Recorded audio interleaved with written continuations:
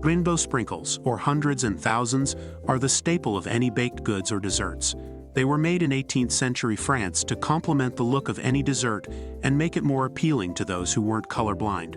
These sprinkles have been lovingly placed onto the desk of an employee at the cake factory to soften the blow of their impending redundancy.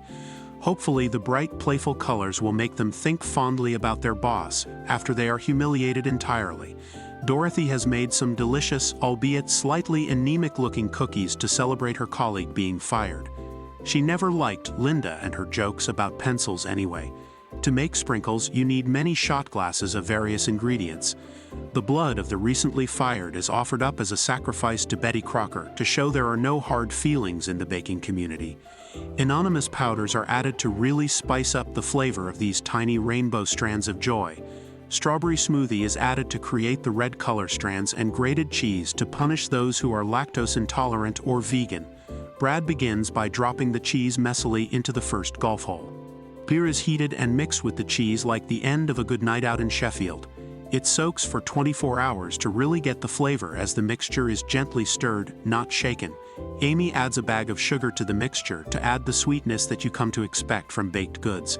Employees get bonus points if they don't get the sugar all over the pipes.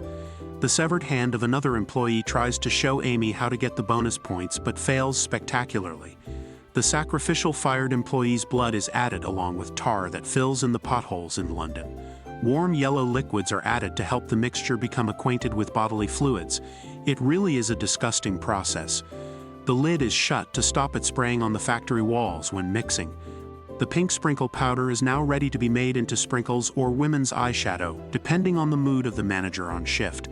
A canoe oar pushes the powder into the chute to get ready to bake into sprinkles. The powder goes on one last Ferris wheel ride and has a final family spin before becoming scrumptious sprinkles. The dough is pushed through small holes, creating spaghetti that is neither carbonara nor bolognese. The spaghetti drop elegantly onto a conveyor belt that is only going 5 miles per hour.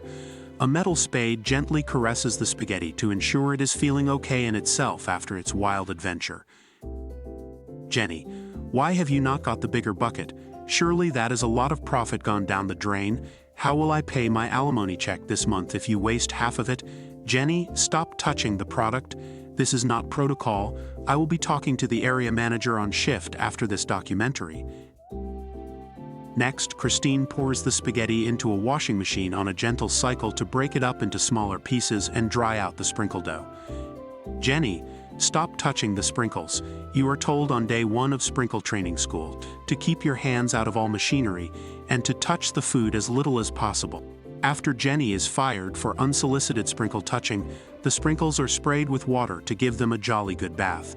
The sprinkles are removed from the tumbler and added to a jiggle bowl. This vibrates all the extra pieces of sprinkles that may have stuck together like old friends at a sleepover off each other. The balls harden as they shake and gyrate to the beat of Dancing Queen by ABBA. The smaller sprinkles go through the holes and onto yet another conveyor belt. This is a very lengthy process for some tiny sugar strands, if I'm honest. The sprinkles travel down a slide for one last hoorah. Every batch of sprinkles must be scrutinized by the Cake Council to ensure they are all the same size and color.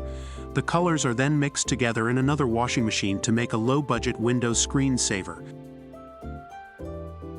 Aren't those colors just gorgeous?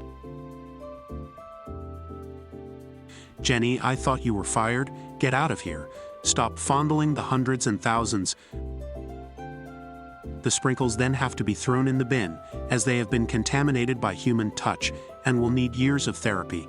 The untouched sprinkles are poured into bottles, and a spinning machine puts the lids on so tight that even your muscly dad cannot open it. A labeling machine reminds customers that each sprinkle strand contains approximately 60 grams of sugar and 7.9% of rat urine, which is legal in the USA. And that is how you make rainbow sprinkles. A sprinkle of joy, a sprinkle of diabetes. Bye for now.